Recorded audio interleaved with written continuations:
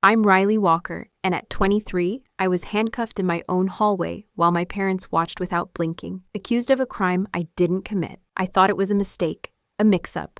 But I was wrong. It was all planned by the people who raised me. What they didn't count on was the security cameras my dad had installed himself. And the footage? It changed everything. Before I share my story, let me know where you're watching from, and hit that like and subscribe button if you've ever been betrayed by the very people who were supposed to protect you. It didn't feel like the day my life would fall apart. There was no dramatic music, no sudden chill down my spine, no pit in my stomach like people always describe when something terrible is about to happen. It was just a regular Tuesday in March, the kind that starts out boring and stays boring until suddenly it doesn't. If I'd known what was coming, that by dinner I'd be in handcuffs with my parents, calmly nodding while I got arrested in my own hallway, I probably wouldn't have worn my Ohio State sweatshirt with the coffee stain on the sleeve. But I didn't know, not until Detective Morrison knocked on our front door like he was delivering a package. There were two of them, one tall with graying hair, the other built like he spent his weekends coaching Little League but forgot how to smile years ago. Both in dark jackets, both carrying that practiced calm that comes from doing this too many times. Riley Walker, the tall one, asked, though it sounded more like a statement than a question. My mouth went dry, not because I'd done anything wrong, but because nobody expects police officers to show up at your house on a Tuesday afternoon like you ordered them off DoorDash. Yeah, I said, half answering, half asking what the hell was going on. We received a tip about illegal substances at this address, Detective Morrison said, like he was reading from a script he'd memorized years ago. We have a warrant to search the premises. Behind them, Maple Street looked exactly the same as it had 10 minutes earlier. Same neighbor walking their dog, same kids riding bikes, same quiet suburban normalcy that suddenly felt like a movie set with all the wrong actors. Okay, I said, stepping back because I wasn't guilty. Because at that moment I thought this was about Madison, my sister who'd been acting strange for months, bringing home people I didn't recognize, and locking her bedroom door like she was guarding state secrets. I followed them down the hallway, still confused, still trying to make sense of what they'd said about illegal substances. Had Madison finally pushed things too far? Then I saw my mom in the living room, sitting perfectly straight on the couch with her hands folded like she was waiting for company, not cops. Officers, she said, her voice steady and helpful in a way that made my stomach drop. Riley's room is upstairs, second door on the right. I blinked hard. What? Why my room? Nobody answered. My dad was standing by the window, arms crossed, looking out at the street like he was watching for someone. He didn't look surprised. He didn't look at me at all. The officers went straight upstairs, like they already knew the layout of our house. Madison was leaning against the banister, phone in her hand, watching everything with the same expression she used to wear when we were kids. And I was about to get in trouble for something I didn't do. She didn't say anything, didn't even blink when they walked past her toward my room. Cooper, our golden retriever, followed them up the stairs, tail wagging slowly like he wasn't sure what kind of moment this was supposed to be. The house felt different, like all the air had been sucked out and replaced with something thicker, harder to breathe. Detective Morrison went straight to my desk where my accounting textbooks were spread out next to my laptop. I'd been studying for my intermediate financial accounting exam, highlighter marks still fresh on pages about depreciation methods and journal entries. The other officer opened my backpack, the navy blue JanSport I'd carried through 3 years of college, and without hesitation, without even pretending to search, he pulled out a sealed plastic bag filled with white powder. I laughed, like an actual short, stunned laugh, because what else do you do when reality decides to play a joke on you that isn't funny? Okay, that's not mine, I said, my voice coming out steadier than I felt. Neither officer reacted. They'd heard it before, probably heard it 100 times from 100 different people in 100 different rooms. I turned around fast. My parents were standing in the doorway now, watching like they were observing a procedure they'd read about in a manual. Tell them, I said, louder than I meant to. Mom, Dad, you know that's not mine. Detective Morrison turned to them with his pen ready. You mentioned earlier that you've noticed changes in Riley's behavior recently. My mom nodded, soft and concerned, like she was discussing a sick neighbor. Yes, she's been distant lately, staying in her room more, acting secretive. We found some suspicious items in her car last week. My dad cleared his throat. College stress, we thought, but she's been defensive whenever we ask questions. Hostile, even. It was like watching someone else's life fall apart, except it was mine. My room, my backpack, my name being written on paperwork that would follow me forever. You can't be serious, I said, but my voice sounded small now, hollow. Madison's the one who... Riley, my mom cut in, her voice dropping to that tone she used when she wanted to end a conversation. Don't make this worse than it already is. They put the handcuffs on me right there in the hallway, next to the family photos and the little table where we kept our keys. Cooper whined and tried to follow as they led me toward the front door, but Dad grabbed his collar and held him back. Madison hadn't moved from the banister. She just watched, her eyes following me all the way out the door. No expression, no emotion, just blank like I was already gone. The last thing I saw before they put me in the back of the police car was our house, looking exactly like it had that morning. Like nothing had changed. Like the life I thought I knew was still inside, waiting for me to come back. There was always a golden child in our house, and it wasn't me. Madison was born 3 years before me, and somehow, maybe genetically, maybe just through sheer luck, she was everything my parents had dreamed of having. Smart enough to skip second grade, pretty enough that strangers stopped my mom at the grocery store to comment on her daughter's eyes, confident in that way that some kids just are, like they were born knowing they belonged everywhere they went. One of those children who never had a messy room or took a bad photo, who cried pretty tears that made adults want to fix whatever was wrong. When I cried, I got told to stop making such a scene. I don't think my parents ever meant to make me feel invisible, but they did it anyway, consistently. In ways so subtle it took me years to realize I wasn't imagining things. When Madison brought home a lopsided ceramic mug from her high school pottery class, they cleared space on the Kit Walker windowsill and called it Madison's Corner. When I spent 3 weeks working on a science fair project about water filtration systems and won second place, the trophy ended up in the junk drawer next to expired batteries and takeout menus. When Madison got into Ohio State's pre-med program, they threw a backyard party and invited half the neighborhood. When I got accepted into the business school with a partial scholarship, they said, "That's nice, honey," and asked if I'd remembered to do the dishes. They weren't cruel, just selective with their attention. Like I only existed in the quiet moments between Madison's achievements and their pride in her accomplishments. I became good at being background noise, at having perfect timing and soft footsteps, at making myself small enough that my presence never interrupted whatever important Madison thing was happening. I used to think if I just behaved perfectly, got straight A's, kept my room clean, stayed out of trouble, they'd finally notice me the way they noticed her. All it really did was make me easier to ignore. When Madison turned 16, she decided she wanted a dog. She made PowerPoint presentations, wrote up care schedules, promised things like character building and responsibility development. My parents, of course, said yes within a week. Enter Cooper, a golden retriever puppy with eyes like melted chocolate and paws too big for his body. Madison loved him intensely for exactly 2 months, posting Instagram photos of them together, teaching him to sit and stay, letting him sleep on her bed. Then she got bored, said he was too energetic, too needy, too much work when she had college applications to worry about. My parents started talking about finding Cooper a better home and calling animal shelters like he was a returned Christmas gift past the return date. They actually said the words, "If nobody takes him, we'll have to put him down." Like he was a broken appliance instead of a living thing that had learned to love us. I was 19, home from my first year of college, and I said I'd take full responsibility for him. They didn't believe me, but they didn't want to deal with him either, so Mom said, "Fine, but he's your problem now," in that tone that meant she was already planning to blame me when something went wrong.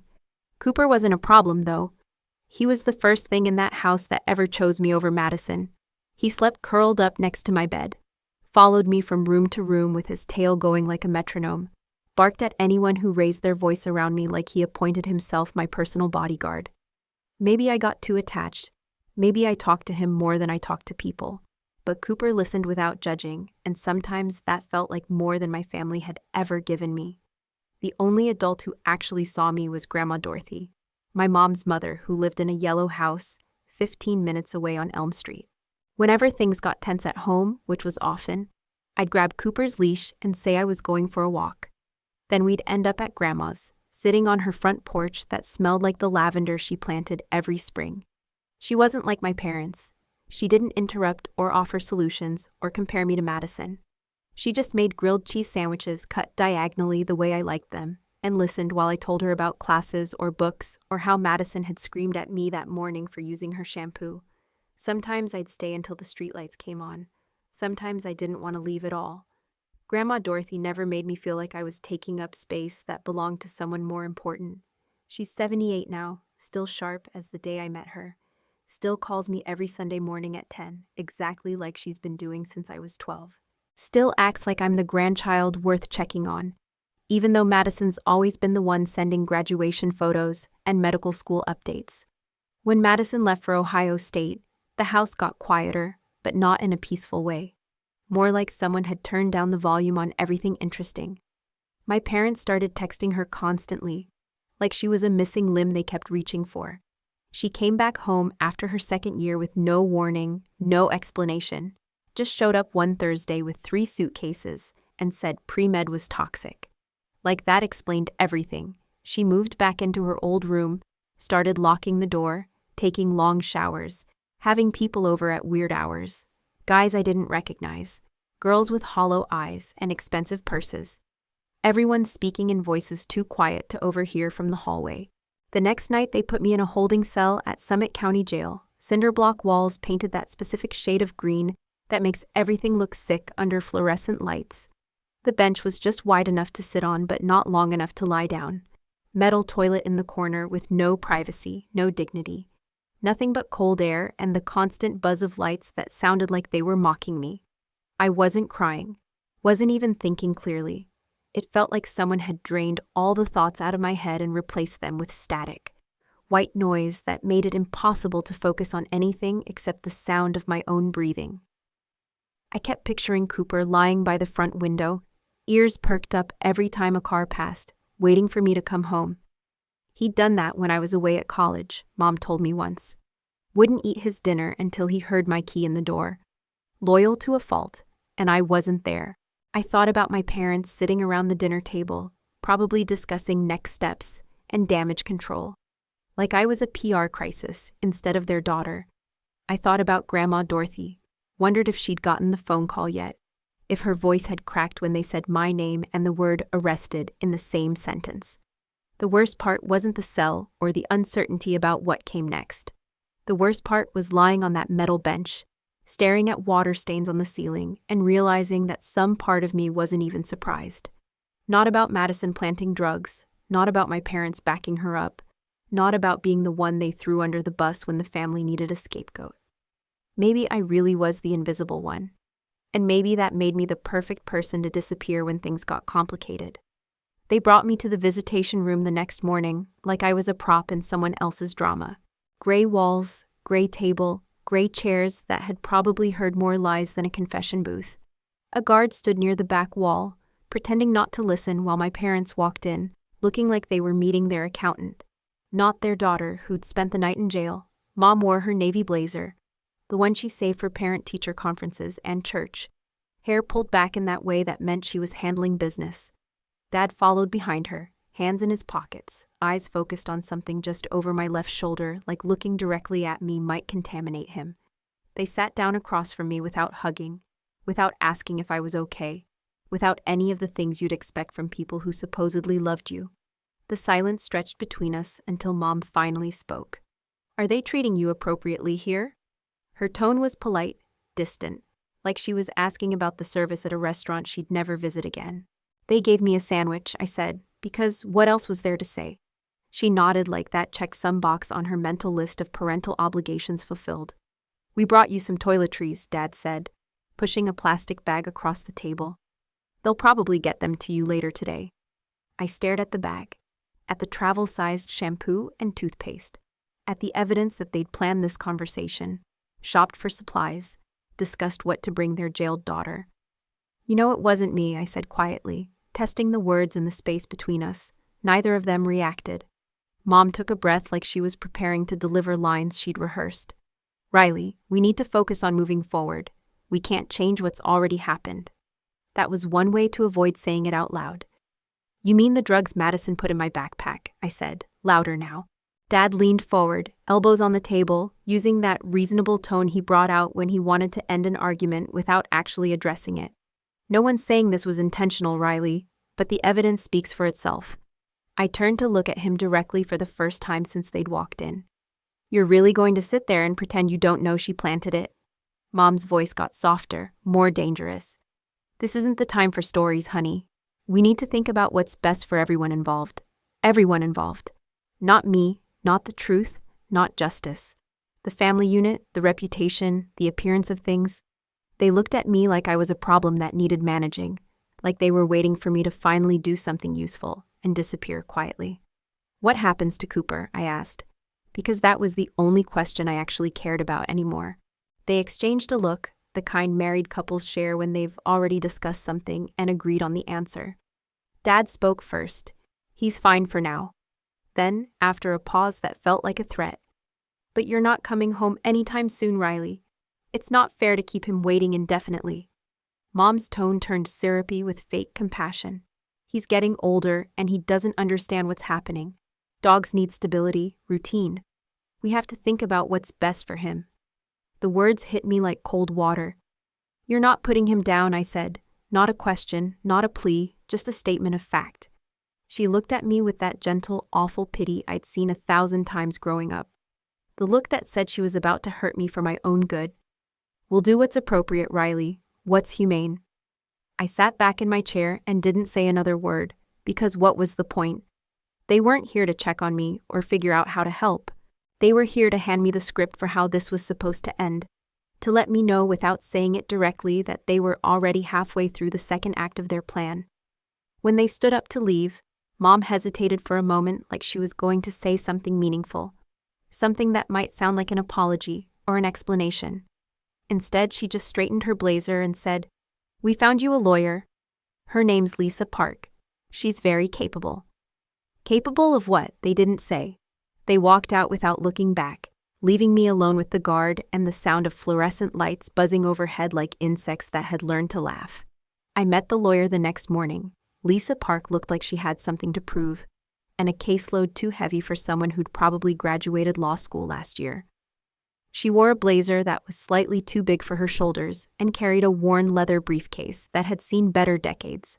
She didn't smile when she sat down across from me in the same gray room where my parents had delivered their performance the day before.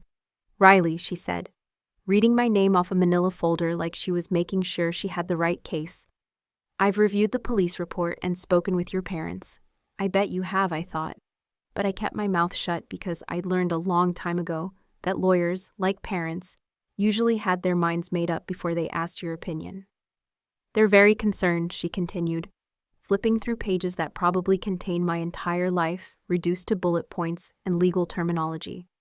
"They mentioned you've been withdrawn lately, struggling with college stress. Have you been feeling isolated, depressed maybe?" I looked at her, blinked once, because what was I supposed to say to that? She raised her eyebrows but didn't push it. "I want to go over the evidence with you," she said, pulling out photographs of my backpack, my room, the plastic bag that had destroyed my life. "We need to discuss the substance found in your possession." "I didn't put it there," I said, the words coming out flat and tired. "My sister did."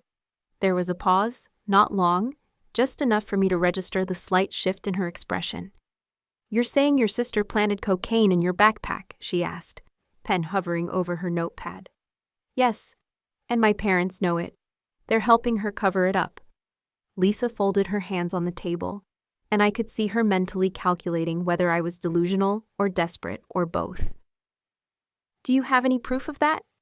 The question hung in the air between us, while my brain scrambled through possibilities I'd been too shocked to consider before. Then it hit me like a lightning bolt. The security system. Dad had installed cameras all around the house last year after the Hendersons got broken into. Motion-activated recording that uploaded to cloud storage. He'd been paranoid about home invasions, spent weeks researching systems and bragging about how comprehensive his setup was. The camera in the living room had a clear view of the staircase and the hallway leading to all our bedrooms. If Madison had gone into my room the night before the arrest, if she'd planted that bag, there might be footage of her doing it. My pulse jumped, but I kept my face neutral because if Lisa called my parents right now and told them about potential video evidence, that footage might mysteriously disappear before anyone could review it. I need to make a phone call, I said. It's important. They gave me one phone call. I used it on Sarah Martinez, my best friend since sophomore year of high school, the one person I trusted completely. She picked up on the second ring. Riley, oh my God, are you okay? Your mom called my mom and said you were arrested, but she was being weird about it. Sarah, I need you to do something for me, and I need you to not ask questions, I said, gripping the phone like it was the only thing keeping me anchored to reality. Can you get into my parents' house? The security system footage? It's all stored on Dad's computer in his office.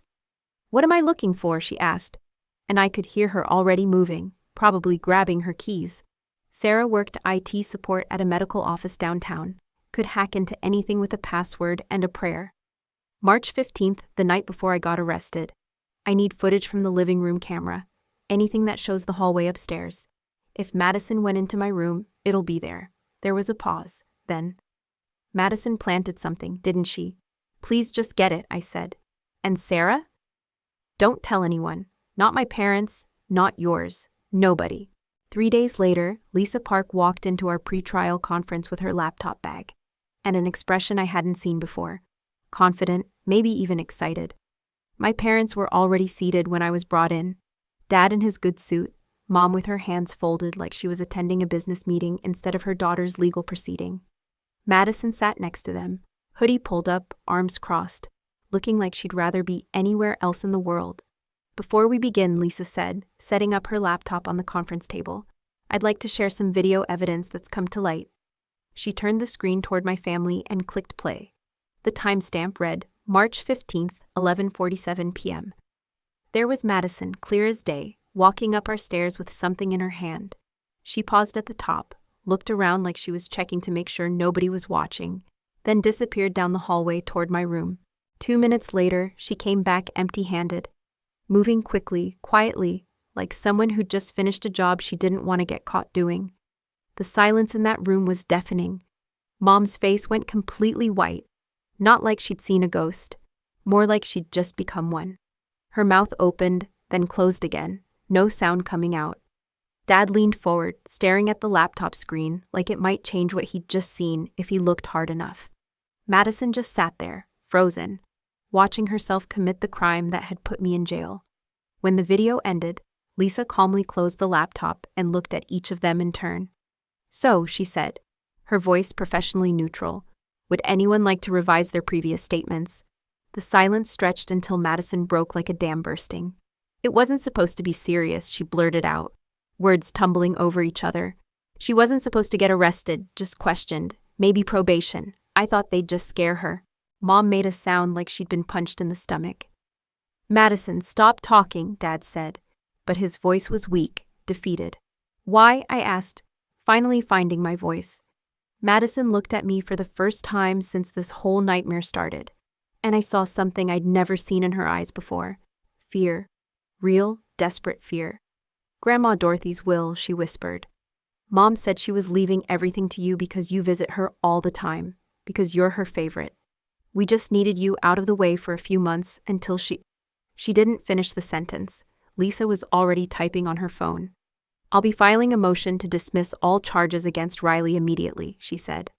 I'll also be providing this footage to the prosecutor's office, along with a full report of the false statements submitted by the family. She looked directly at my parents. You might want to contact your own attorney. That's when Mom finally fainted, sliding off her chair onto the courthouse floor. Dad just sat there, staring at his hands, while paramedics were called, and Madison cried into her hoodie sleeves. And me? I sat there watching the people who'd raised me fall apart, and for the first time in my life, I felt like I was the one with all the power. Cooper's tail thumped against the hardwood floor as he settled under my chair at Grandma Dorothy's kit walker table, his head resting lightly against my foot.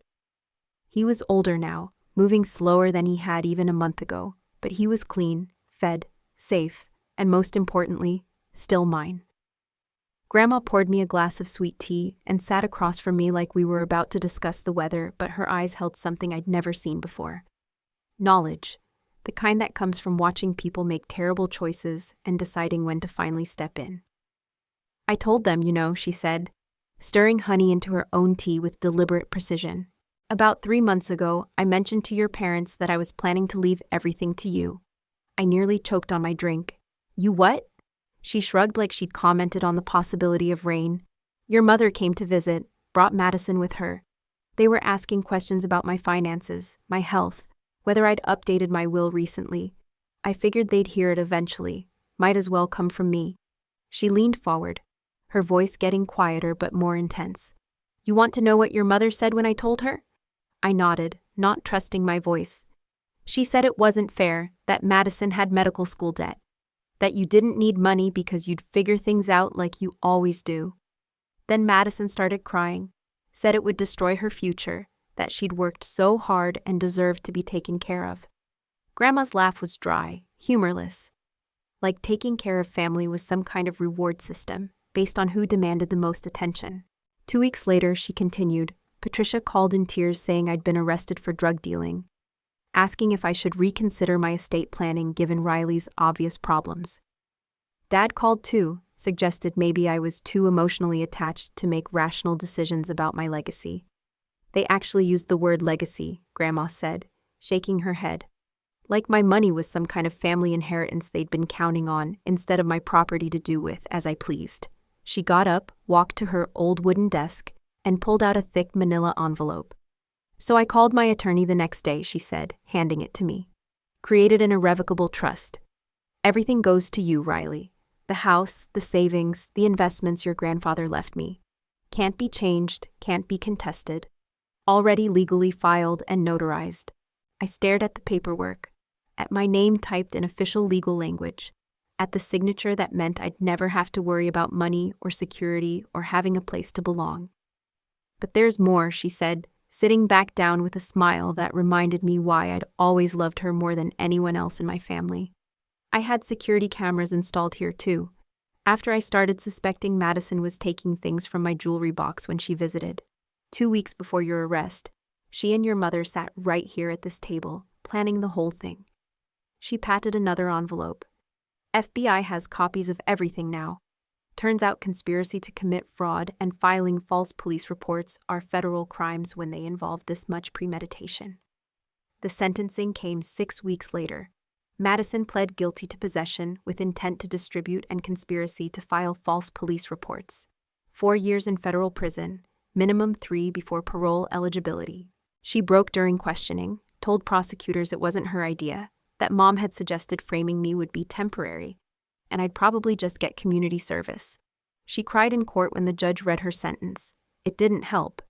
Patricia got 2 years for obstruction of justice and conspiracy to commit perjury. Robert got 18 months for aiding and abetting false reporting. No plea deals, no reduced sentences for cooperation.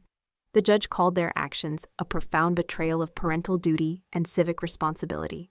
They lost more than time. Dad got fired from the auto plant when his arrest made the local news. Mom's teaching pension was suspended pending review. The house on Maple Street went into foreclosure to pay legal fees. But the real justice came in smaller ways. Madison's pre-med transcript was flagged. Her medical school dreams permanently over. Mom and Dad stopped speaking to each other entirely, filing for divorce before either of them was even sentenced. The family that had been so concerned about reputation and appearances had destroyed itself completely, and the irony wasn't lost on me. They'd turned on each other faster than they'd turned on me, and somehow that felt like the most honest thing any of them had ever done. I got my life back, my record expunged, and a formal apology from the Summit County Police Department. Cooper became legally mine through Grandma Dorothy's influence with a lawyer friend. The scholarship I'd lost was reinstated with an additional grant for hardship endured. Everything they'd tried to take from me came back stronger, while everything they'd tried to protect crumbled in their hands. I still live with the echo of it sometimes, still think about what might have happened if Dad hadn't been so paranoid about security cameras, if Sarah hadn't been able to hack into the system, if I'd stayed quiet like they were counting on. But I don't dwell on the almost disasters anymore.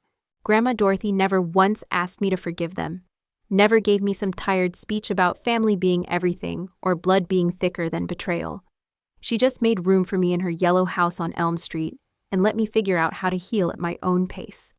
I moved into the basement apartment we renovated together, Cooper following me from room to room like he always has, tail thumping against door frames whenever I laugh at something on TV. I went back to Ohio State but changed my major from accounting to criminal justice, with a focus on wrongful conviction cases. Turns out getting falsely accused teaches you things about the legal system they don't cover in textbooks.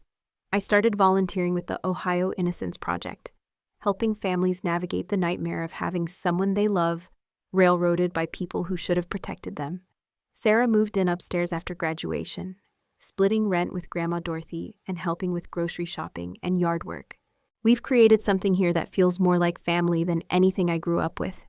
Sunday dinners around Grandma's old oak table, Cooper begging for scraps, conversations that don't require anyone to perform or compete for attention.